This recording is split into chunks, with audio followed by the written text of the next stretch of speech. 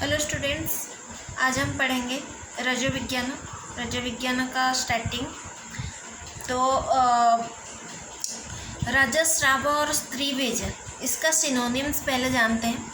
जो रजस्राव और स्त्रीबीज होता है उसका सिनोनिम्स रक्त, लोहित, अश्रुक, आर्तव, रज, रुधिर, पुष्प और बीज, ये सब इसका सिनोनिम्स है। ठीक है। उसके बाद रज की उत्पत्ति पढ़ते हैं। तो रज की उत्पत्ति अकॉर्डिंग टू डिफरेंट आचार्य डिफरेंट उनका जो मतलब मत डिफरेंस है। तो रज की उत्पत्ति रस से रज की उत्पत्ति हुई है, रस के प्रसाद भाग से रज की उत्पत्ति हुई है, रक्त से रज की उत्पत्ति हुई है, आहार रस से रज की उत्पत्ति हुई है, बिना किसी योग से भी रज की उत्पत्ति हुई है अकॉर्डिंग टू डिफरेंट आचार्य। तो रस से रज की जो उत्पत्ति हुई है according to Charak, Sushruta and Ashtanga Hridaya. Then रस के प्रसाद भाग से जो रज की उत्पत्ति हुई है अकॉर्डिंग टू चक्रपाणि। देन रक्त से रज की जो उत्पत्ति हुई है अकॉर्डिंग टू अष्टांग संग्रह, भाव मिश्र एंड सारंगधर। एंड आहार रस से जो रज की उत्पत्ति हुई है अकॉर्डिंग टू अरुंधत। देन बिना किसी योग से, किसी योग के बिना ही रज का उत्पत्ति ऐसे ही हो गया अकॉर्डिंग टू हारित। ठीक है। उसके बाद रजस्राव की प्रारंभ, रजस्राव कब स्टार्ट होती है। ठीक है। तो आकर ये जो श्लोक है काश्यप संहिता खिलस्थान से आया है, 9वां चैप्टर 19 श्लोक से। तो इसे जानते हैं। हिन योन्यास्तु बालायाः, हिन योन्यास्तु, हिनो योन्या मतलब योनि मार्ग। हिन मतलब यहाँ पे साइज को मैटर करता है, साइज यहाँ पे छोटा रहता है। हिनो ओन्यास्तु बाला है, जब बालक में, जब बच्चों में एज कम जब रहता है तब योनि मार्ग छोटा रहता है। इसलिए काय गच्छति शोणितम, जो शोणित होता है, जो रक्त होता है वो काय टोटल शरीर में गच्छति, टोटल शरीर में प्रवाहित हो जाता है। अय पूर्ण स्वभावाया काय, जब काय में शोणित प्रवाह पूर्ण हो जाता है तब योनि च गच्छति। जब शोणित जो प्रवाहित काय में फुल बॉडी में प्रवाहित हो जाता है तब योनि मार्ग में मतलब गच्छति, योनि मार्ग में प्रवाहित होता है। तब रजस्राव का प्रारंभ स्टार्ट होता है। ठीक है, प्रारंभ होता है। प्रथम रज दर्शन एवं स्त्री रजो निवृत्ति, प्रथम थर कब होता है ये देखते हैं। रजस्राव प्रारंभ 12 वर्ष में होता है अकॉर्डिंग टू सुश्रुत, भागवत और भाव मिश्र। रजस्राव मतलब जो प्यूबर्टी वाला एज कब स्टार्ट होता है वो देखते हैं। तो 12 वर्ष में होता है according to Sushruta, Bhagavat and Bhava Mishra. Then रज निवृत्ति कब होता है, जो मेनोपॉज हम बोलते हैं, वो कब होता है 50 वर्ष में, नियरली 50 एज में हो जाता है अकॉर्डिंग टू मॉडर्न भी वही है। तो ये तब हमारे आचार्यों ने भी यही कहा था, सुश्रुत, भागवत और भाव मिश्र के अकॉर्डिंग। ठीक है। तो शुक्र शोणित प्रादुर्भाव काल, जो शुक्र शोणित है वो प्रादुर्भाव काल 16 वर्ष से, और विशेष आहार विहार से पूर्वोत्पन्न भी हो सकता है। ये महर्षि काश्यप ने कहा है। अकॉर्डिंग टू महर्षि काश्यप जो यही सेम चीज़ जो प्यूबर्टी एज है वो 16 वर्ष है, इसको ये नाम दिए हैं शुक्र शोणित प्रादुर्भाव काल। जब शुक्र शोणित का प्रादुर्भाव बढ़ जाता है तो ये 16 वर्ष है अकॉर्डिंग टू महर्षि काश्यप। और ये एक्स्ट्रा ऐड भी किए हैं, अगर विशेष आहार विहार खाना पीना ठीक से दिया जाए तो इससे पहले भी हो सकता है। उसके बाद रजस्राव का प्रारंभ 12 वर्ष, और ये अकॉर्डिंग टू अरुंधत ने बोला है 12 वर्ष में मतलब रजस्राव प्रारंभ हो सकता है। और रज निवृत्ति मतलब वही सेम चीज़ में मेनोपॉज, बट 50 ईयर्स में भी 50 ईयर में हो सकता है। और ये एक्स्ट्रा ये बोले हैं 12 वर्ष तो मतलब लिए हैं ये, और 11 वर्ष में भी हो सकता है, ये एक थ्योरी दिए हैं। ठीक है।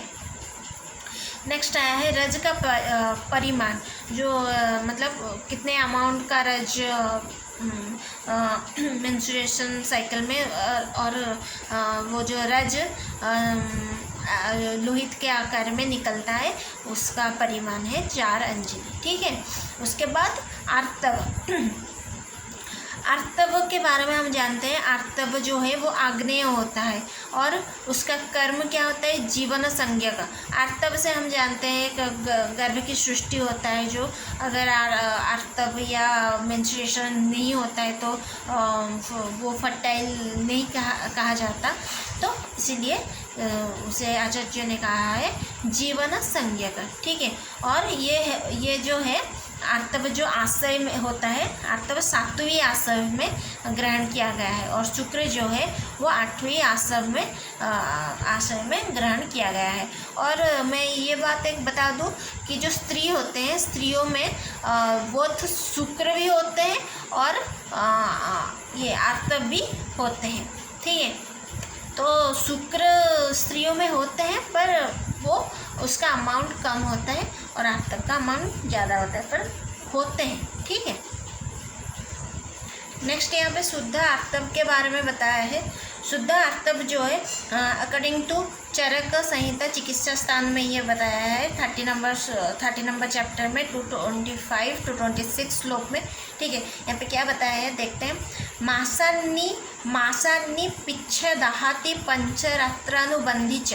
मासान्नी मतलब प्रत्येक मास में एक मास के अंतराल में ये होती है पिच्छ दहाति पंचरात्रानुबंधी च, जो है ये कैसे मासा अन्नी पिच्छ दहाति मतलब मासा एक मास में तो एक मास के अंतराल में होता है, उसके बाद अन्नी पिच्छ दहाति दाह अति ये होता है, दाहार्ति दाह अति मतलब पिछ वो जो आर्तव होता है वो पिछले तबहीन होना चाहिए, अति दाह नहीं होना चाहिए। उसके बाद पंचरात्रानुबंधी उसका जो ड्यूरेशन होता है, मतलब जो मेंस्ट्रुएशन फ्लो का जो अमाउंट होता है परिमाण, वो उसका ड्यूरेशन पंचरात्रानुबंधी 5 रात्र तक होना चाहिए। ठीक है। उसके बाद नैव अति बहु, नैव अति ना अति बहु मतलब ज़्यादा नहीं होना चाहिए, न अत्य अल्प कम भी नहीं होना चाहिए। आर्तवम शुद्धम आदि से वो आर्तव शुद्ध कहलाता है। उसके बाद ये जो श्लोक है second, third and fourth line, वो है उसका वर्ण के अकॉर्डिंग ये श्लोक दिया गया है, कलर्स। ठीक है। गुंजा फल सवर्णं च पद्म अलतक सन्निभम। गुंजा फल, गुंजा मतलब वो जो गुंजा फल होता है ना रेड ब्लैक कलर्स के, वो गुंजा फल वर्ण का होना चाहिए। पद्म अलतक सन्निभम, पद्म और कमल पुष्प एवं अलतक के सन्निभम मतलब उसी टाइप्स के इसका वर्ण होना चाहिए, कलर होना चाहिए। इंद्र गोपो संकाश आर्तवम शुद्धम आदिशत, एवं इंद्र गोप जो है वो जो बारिश के वर्षा ऋतु में निकलते हैं इंद्र गोप, उसके कलर जैसा है वैसा आर्तव होना चाहिए। संकाश आर्तवम शुद्धम आदिशत, उसी तरह के आर्तव को हम शुद्ध मानते हैं। उसके बाद ये वाला श्लोक जो है वो अकॉर्डिंग टू सुश्रुत है। सस अश्रुक प्रतिमम, सस अश्रुक प्रतिमम, जो अश्रुक मतलब क्या है, शोणिता हम पहले ही सिनोनिम्स पढ़ चुके हैं। तो जो ससक होते हैं, जो रैबिट होते हैं, उनका अश्रुक मतलब उनका जो जैसे ही ब्लड होते हैं, उनका रक्त का कलर जैसा होता है, उसी तरह के शुद्ध आर्तव का कलर होना चाहिए। ये तो यद्य लक्ष्य रसोपम, लक्ष्य रसों के तरह भी उसका कलर होना चाहिए।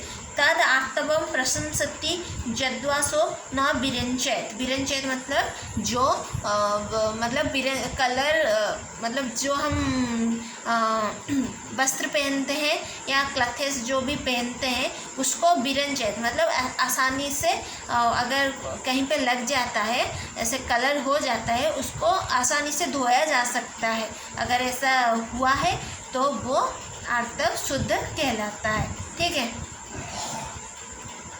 उसके बाद आता है आर्तव निर्माण प्रक्रिया। आर्तव निर्माण प्रक्रिया में क्या आता है, मासेन उपचितं काले धमनाभ्य तद आर्तवम।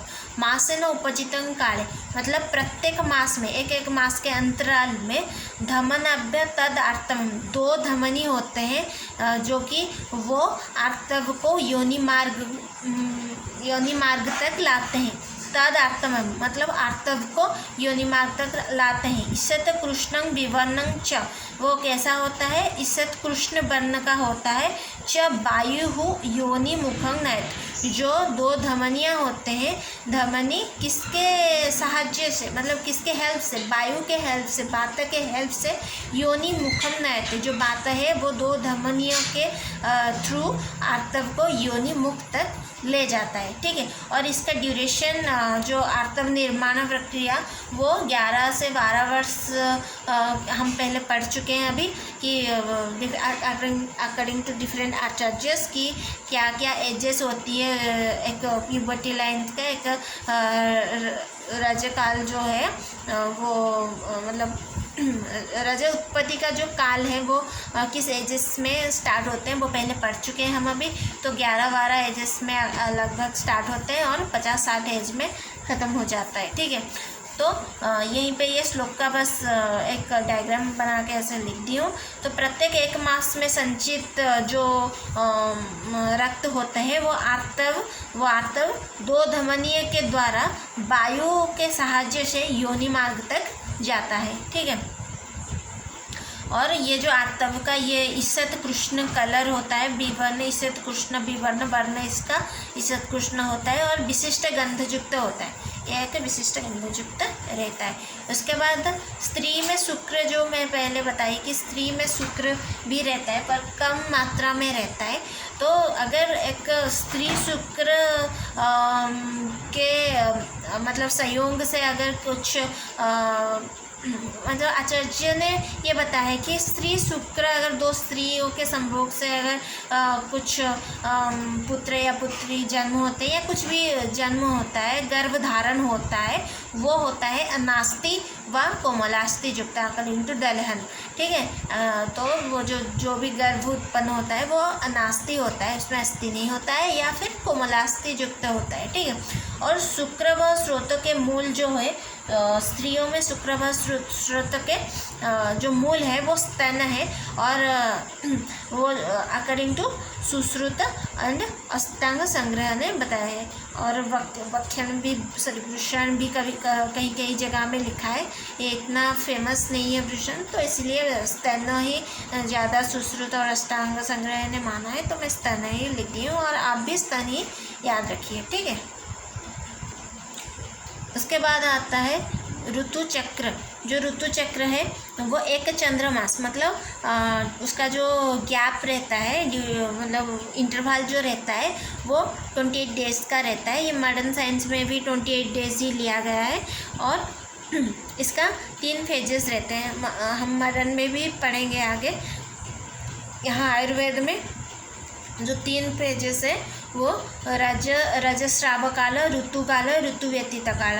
रजस्राव काल जो है वो 3 दिन से 5 दिन तक होता है, और ऋतुकाल जो है वो 12 दिन से 16 दिन तक होता है, और जो ऋतु व्यतीत काल है वो 9 से 13 दिन तक होता है। और रजस्राव काल में वात प्रधान रहता है, और ऋतु काल में कफ प्रधान रहता है, एंड ऋतु व्यतीत काल में पित्त प्रधान रहता है। उसके बाद रजस्राव काल का एक मतलब जो ड्यूरेशन होता है वो अकॉर्डिंग टू डिफरेंट आचार्य देखते हैं। ये तो एक मास के अंतराल में होता है। इंटरवल जो है 28 डेज लगभग माना जाता है। मॉडर्न साइंस में 28 डेज से 34 डेज तक नॉर्मल ये माना जाता है। उसके बाद जो आचार्य है अकॉर्डिंग टू चरक, इसका जो ड्यूरेशन होता है वो मतलब रजस्राव का ड्यूरेशन 5 रात्रि पंचरात्रि अनुबंधी माना गया है। अकॉर्डिंग टू चरक 5 रात्रि तक हुआ है। हम वो श्लोक पिछले वाले श्लोक में भी देखे कि मासान्नि पिच्छेदाति पंचरात्रानुबंधी च। ठीक है, उसके बाद या अकॉर्डिंग टू चरक था। उसके बाद भागवत द्वय, वृद्ध भागवत और जो वृद्ध भागवत और एक वैसे भागवत वाले में वो 3 माने हैं, और भाव मिश्र भी 3 माने हैं। भाव मिश्र 3 तो माने हैं, पर वो ये भी बताए हैं कि अगर अत्यधिक श्राप हुआ है तो 3 दिन सही है, अगर मध्यम श्राप हो रहा है तो 5 दिन ठीक है, अगर स्वल्प श्राप हो रहा है तो ये 16 दिन ठीक है। ठीक है, उसके बाद हारित, हारित माने हैं 7 दिन, हारित भेल ये दोनों माने हैं 7 दिन, और भेल ये भी माने हैं कि 3 दिन तक भी रजस्राव हो सकता है, और वो 3 दिन तक जो रजस्राव होता है उसको वो नाम दिए हैं पुराणस रुधिर। ठीक है, इसका मतलब भेल तो माने हैं 7 दिन तक होता है, पर अगर 3 दिन तक होता है रजस्राव तो उसको वो नाम दिए हैं पुराणस रुधिर, भेल ने। ठीक है, इसके बाद आता है ऋतुकाल। ऋतुकाल मतलब जो फर्टाइल पीरियड होता है, जिस काल में स्त्री पुरुष संयोग से गर्भ की प्राप्ति होती है अकॉर्डिंग टू डलहन। जिस काल में स्त्री और पुरुष के संयोग से गर्भ की प्राप्ति होती है, गर्भ की प्राप्ति फर्टाइल पीरियड में ज़्यादा रहती है चांसेस, तो वो अकॉर्डिंग टू डलहन। ठीक है, तो ऋतुस्थु द्वादशरात्रं भवति दृष्ट आर्तवः। तो ऋतुकाल के जो जो आर्तव दर्शन होता है, जो श्राव होता है, उसको उसके 12 दिन तक 12 रात्र तक वो रहती है। क्या रहती है? ये ऋतुकाल रहती है। अदृष्टार्तव अप्यस्ति तेके भासन्ति। अन्य जो कुछ रहे हैं आचार्य ने भी ये भी माने हैं कि आर्तव दर्शन ना होने पर भी स्त्रियों में ऋतुकाल होता है। ठीक है, आर्तव दर्शन मेंस्ट्रुएशन साइकिल ना सॉरी जो मतलब श्राव ना होने पर भी ऋतुकाल भी हो सकता है, ये बताएं। ठीक है, ऋतुकाल आर्तव दर्शन के 12 दिन तक रहता है। और अन्य आचार्य ने ये बस इस श्लोक को ये हम पे लिख दी हूँ कि अन्य आचार्य ने भी आर्तव दर्शन ना होने पर भी स्त्रियों में ऋतुकाल होता है, ये बताएं। और अष्टांग संग्रह में 16 दिन तक ऋतुकाल बताए हैं, और डलहन ने 12 दिन तक बताए हैं। अंतिम 4 दिन को डलहन ये बता दिए हैं कि जो योनि क्या होता है, संकोच हो जाता है, इसके कारण वो मतलब अंतिम 4 दिन को गिनती नहीं करे हैं। ठीक है, उसके बाद ये देखते हैं अकॉर्डिंग टू डिफरेंट आचार्य ऋतुकाल का टाइमिंग भी डिफरेंट रहता है। सो अकॉर्डिंग टू चरक कुछ बताया नहीं है इस बारे में। सुश्रुत 12 दिन बताए हैं, वृद्ध भागवत 12 दिन भी बताए हैं और 16 दिन भी बताए हैं। और वो ये जो 4 दिन का थोड़ा रहता है इसलिए क्योंकि योनि संकोच एक मतलब थ्योरी यहाँ पे आ जाता है कि ये लास्ट 4 दिन जो है वो योनि संकोच होता है। तो कुछ जो आचार्य है वो इसको गिनती नहीं किए हैं। भागवत ने 12 दिन बताए हैं, डलहन ने भी 12 दिन बताए हैं, और डलहन ने ये भी बताए हैं अपने श्लोक में भी 4 दिन, लास्ट 4 दिन योनि संकोच होता है, इसीलिए मैं इसे गिनती नहीं की हूँ। और भाव मिश्र 16 दिन तक। और ये जो है मतलब डिफरेंट जो समुदाय है, ब्राह्मण क्षेत्रीय वैश्य और अन्य, ये काश्यप संहिता में भी डिफरेंट टाइप्स के उनका ऋतुकाल रहता है। और भाव प्रकाश के अकॉर्डिंग भी डिफरेंट दिन तक ऋतुकाल रहता है। तो ब्राह्मण में ये 2 12 सेम है, क्षेत्रीय में, और काश्यप में ये देखिए 12 11 10 9 एक बस मतलब कम होते गया है। ब्राह्मण में 12, क्षेत्रीय में 11, उसके बाद वैश्य में 10 और अन्य में 9। और अगर भाव प्रकाश ब्राह्मण में 12, क्षेत्रीय में 10, वैश्य में 8 और अन्य में 6। ठीक है, इस वीडियो के लिए इतना ही। नेक्स्ट वीडियो में हम देखते हैं आगे क्या पढ़ेंगे। Stay connected. नमस्कार, थैंक यू।